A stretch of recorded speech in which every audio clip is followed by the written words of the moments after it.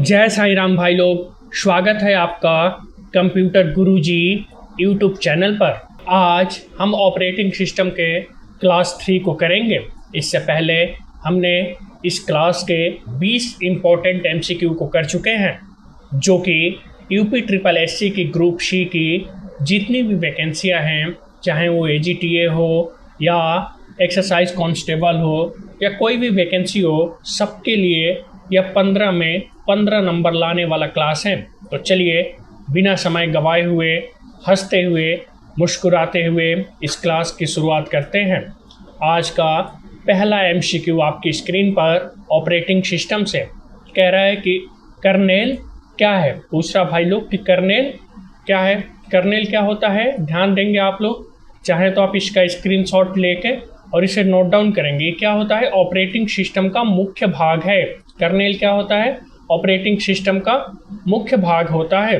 ठीक है भाई लोग, या ये कह लीजिए कि कर्नेल जो है ऑपरेटिंग सिस्टम का दिल या हार्ट होता है।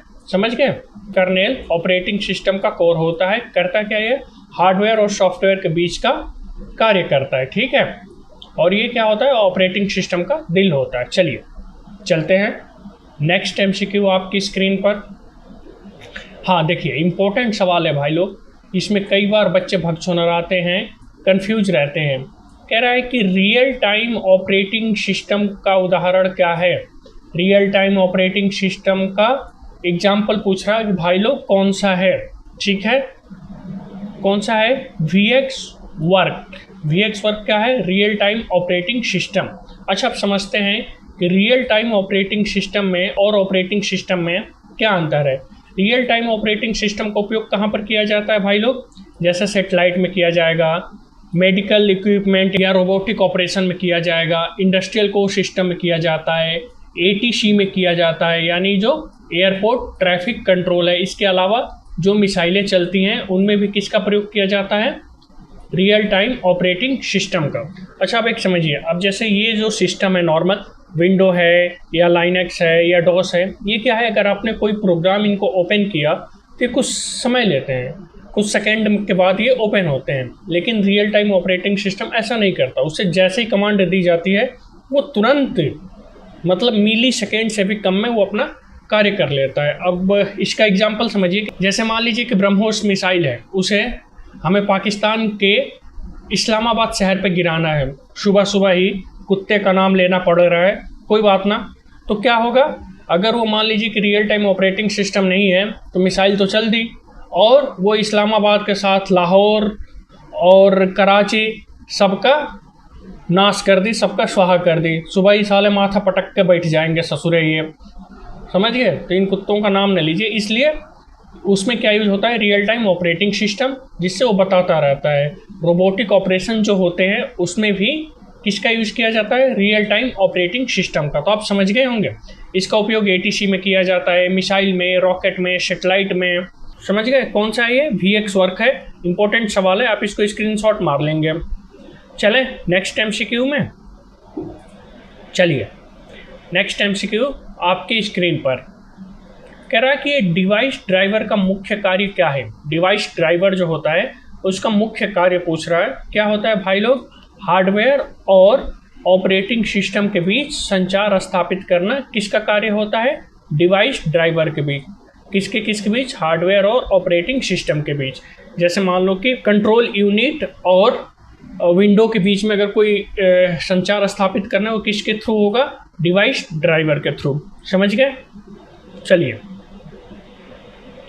क्या है, ये एक सॉफ्टवेयर होता है जो ऑपरेटिंग सिस्टम को प्रिंटर, स्कैनर, कीबोर्ड जैसे हार्डवेयर से सही प्रकार से कार्य करने में सहायता करता है। या कंट्रोल यूनिट से ऑपरेटिंग सिस्टम को अगर कुछ कमांड देना है तो उसके लिए भी किसका यूज़ करते हैं, डिवाइस ड्राइवर का। चले भाई लोग, चलिए भाई लोग, नेक्स्ट MCQ आपकी स्क्रीन पर कह रहा है कि बैच ऑपरेटिंग सिस्टम की मुख्य विशेषता क्या है। बैच ऑपरेटिंग सिस्टम की मुख्य विशेषता क्या है भाई लोग, क्या करता है ये, ऑप्शन A, एक समय में एक एक कार्य को समूह में पूरा करता है। अब आप कहेंगे कि बैच ऑपरेटिंग सिस्टम का कोई एग्जांपल दीजिए। जैसे मान लीजिए कि क्या है, हाँ, जैसे मान लीजिए कि विद्युत विभाग को बिजली का यूपी के उपभोक्ताओं का क्या करना है, बिल जनरेट करना है। अब वो एक एक आदमी का तो बिल जनरेट करेंगे नहीं, तो क्या करेंगे, सबका डेटा इकट्ठा करके और उसे बैच ऑपरेटिंग सिस्टम के माध्यम से 22 करोड़ उपभोक्ताओं का एक साथ बिल जनरेट कर लेंगे। ठीक है। और अगर हम आसान भाषा में समझे तो मान लीजिए कि बैंक में पूरे दिन में जितने चेक आते हैं 100 हो गए, 150 हो गए, उन्हें अगर क्लियरेंस करना होगा तो क्या करेंगे, एक साथ इकट्ठा करके और उसे बैच ऑपरेटिंग सिस्टम के माध्यम से चेक को क्लियर कर लेंगे। तो इसलिए आप इससे ध्यान देंगे कि किसका कहाँ उपयोग होता है। बिजली बिल अगर उपभोक्ताओं को देना है या चेक क्लियर करना है तो इसमें किसका उपयोग किया जाता है, बैच ऑपरेटिंग सिस्टम का। ठीक है। क्या है ये बैच ऑपरेटिंग सिस्टम, समान प्रकार के कई कार्यों को एक समूह बैच बनाकर क्रम में पूरा करता है। हमने बता दिया जैसे बिजली बिल आपको जनरेट करना है यूपी सरकार को या बैंक में चेक को करना है, इसमें उपयोगकर्ता का सीधे हस्तक्षेप बहुत कम होता है। ठीक है। एक बार अपना चेक बनाए उसके बाद क्लियरेंस में लगा दिए, सब एक साथ क्लियर हो जाएगा। समझ गए भाई लोग। चलिए चलते हैं नेक्स्ट MCQ आपकी स्क्रीन पर। हाँ देखिए, टाइम शेयरिंग ऑपरेटिंग सिस्टम का उद्देश्य क्या है। कह रहा है कि जो टाइम शेयरिंग ऑपरेटिंग सिस्टम है इसका उद्देश्य क्या है, क्या होता है भाई लोग, कई उपयोगकर्ताओं को CPU का समय बांटना। ठीक है। कई उपयोगकर्ताओं को CPU का समय बांटना। ठीक है। CPU क्या करता है, समय को छोटे छोटे भागों में बांटकर कई उपयोगकर्ताओं को एक साथ कार्य करने की सुविधा देता है। अब जैसे एग्जाम्पल से हम समझते हैं भाई लोग, क्या है, ATM मशीन मान लीजिए। हाँ, सबसे ये आसान सा एग्जाम्पल है। जो ATM मशीन है भाई लोग, वो क्या करता है, हर कस्टमर के लिए एक फिक्स समय रहता है कि आपको 30 से 1 मिनट में वो ट्रांजिशन कर देगा, फिर एक के बाद दूसरा कस्टमर आ जाएगा, दूसरे लोग आ जाएंगे।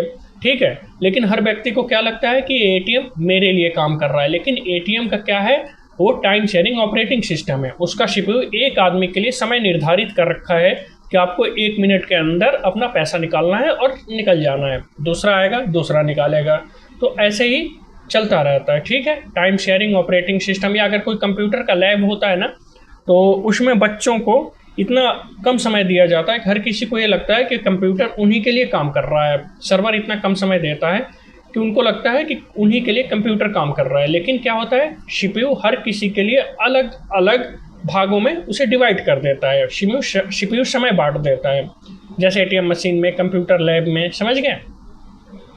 चलिए नेक्स्ट MCQ आपकी स्क्रीन पर। हमें भाई लोग कंप्यूटर में टेंशन बिल्कुल नहीं लेना है, हंसते हुए प्यार से मुस्कुराते हुए करना है। कह रहा है कि मल्टीटास्किंग का अर्थ क्या है। मल्टीटास्किंग का अर्थ पूछ रहा क्या है, एक समय में कई कार्य करने को क्या कहते हैं, मल्टीटास्किंग। अब जैसे स्टूडेंट्स में या बच्चे में भी कई लोग होते हैं जिन्हें कई काम आता है, वो पढ़ भी रहे हैं, घर के भी कुछ कार्य कर रहे हैं, तो उन्हें क्या कहते हैं, multitasking. One man army show. ठीक है, ऑलराउंडर। वैसे ही क्या है, मल्टीटास्किंग में ऑपरेटिंग सिस्टम एक ही समय में कई प्रोग्राम चलाने की सुविधा देता है। जैसे म्यूजिक सुनते हुए MS वर्ड पर कार्य करना है। ठीक है। आप YouTube चला के कुछ और भी काम कर रहे हैं उसी विंडो में, तो ये सब क्या है, मल्टीटास्किंग है। समझ गए आप लोग मल्टीटास्किंग। चलिए नेक्स्ट MCQ आपकी स्क्रीन पर। हाँ, अब ये बताइए मल्टी प्रोसेसिंग का क्या अर्थ है। मल्टीटास्किंग तो आप लोग समझ गए, मल्टी प्रोसेसिंग क्या है। क्या है मल्टी प्रोसेसिंग, एक से अधिक CPU का उपयोग। ठीक है।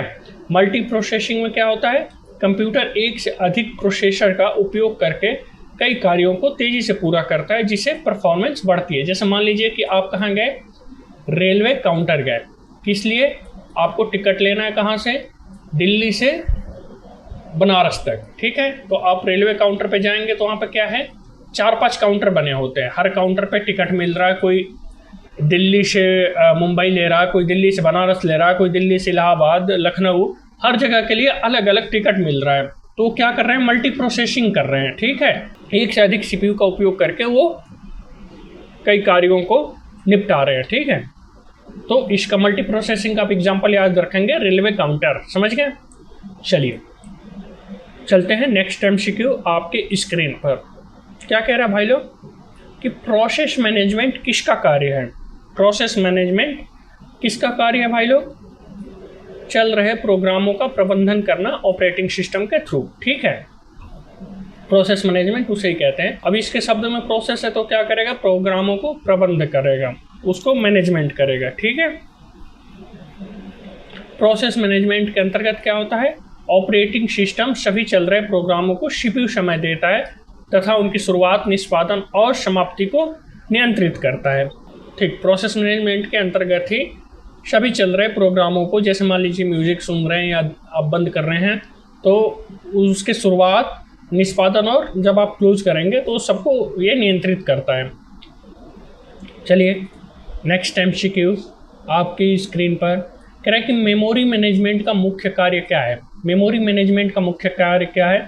अच्छा, मेमोरी कौन सी होती है? रैम और रोम। रैम का सही उपयोग और आवंटन करना कि किस प्रोग्राम के लिए कितना मेमोरी यूज करनी है। ठीक है, मेमोरी मैनेजमेंट का यही काम होता है कि रैम में प्रोग्राम और डेटा के साथ आवंटित करता है तथा आवश्यकता समाप्त होने पर मेमोरी को भी मुक्त करता है। ठीक है, जैसे मान लीजिए आप 4-5 काम अगर कंप्यूटर पे कर रहे हैं, आप म्यूजिक भी सुन रहे हैं, पेंटिंग भी बना रहे हैं, कुछ इंटरनेट पे भी सर्फ कर रहे हैं, इसके अलावा कोई आपने और सॉफ्टवेयर खोल रखा है ग्राफिक्स का, उस पर कुछ काम कर रहे हैं, तो ये किसके थ्रू होगा? मेमोरी मैनेजमेंट के, कि किस प्रोग्राम के लिए कितना मेमोरी चाहिए ताकि प्रोग्राम आसानी से चल सके। ठीक है भाई लोग, चलिए नेक्स्ट MCQ कह रहा है कि निम्न विकल्पों में से बताइए कि ऑपरेटिंग सिस्टम का कौन सा कार्य नहीं है। ये तो आप बता ही देंगे कि ऑपरेटिंग सिस्टम का कार्य कौन सा नहीं है।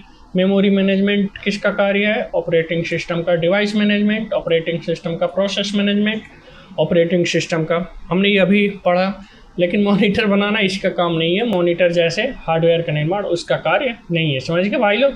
चलिए आज के क्लास में हमने क्या क्या पढ़ा उसको एक बार क्विक रिवीजन कर लेते हैं, फिर ये चैप्टर हम क्लोज कर लेंगे।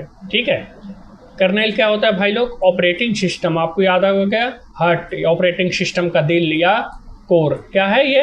हार्ट या दिल। आप इसे नोट डाउन करेंगे, काफ़ी इंपॉर्टेंट सवाल है, कई बार पूछता है। ड्राइवर क्या होता है? हार्डवेयर और OS के बीच में पुल का कार्य करता है। RTOS क्या होता है? समय सीमा में कार्य करेगा, जिसका हमने एग्जाम्पल दे दिया था, मिसाइल, ब्रह्मोस मिसाइल का मान लीजिए, या ATC में यूज होता है रियल टाइम ऑपरेटिंग सिस्टम। ठीक है, बैच ऑपरेटिंग सिस्टम क्या है? कार्यों का समूह है। आपने चेक क्लियरिंग या बिजली बिल का एग्जाम्पल इसमें दिया था। टाइम शेयरिंग क्या है? CPU का समय बांटना। ATM का एग्जाम्पल दिया था, या कंप्यूटर लैब का।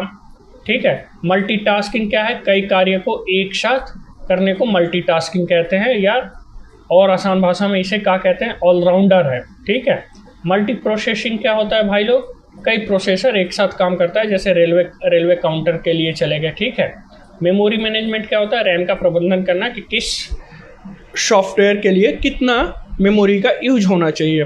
तो चलिए भाई लोग, आज का एक सवाल है कि कंप्यूटर का दिमाग किसे कहते हैं? CPU को। ये हम हर कोई जानते हैं। तो कंप्यूटर का मैनेजर किसे कहते हैं? ये आप कमेंट करके बताएंगे कि कंप्यूटर का मैनेजर कौन है। ठीक है, आपके कमेंट का मुझे इंतज़ार रहेगा। तो चलिए हंसते हुए मुस्कुराते हुए ये चैप्टर क्लोज करते हैं। आप पढ़ते रहिए, आगे बढ़ते रहिए, और इस वैकेंसी में आपका सिलेक्शन पक्का हो। इसी शुभकामनाओं के साथ धन्यवाद।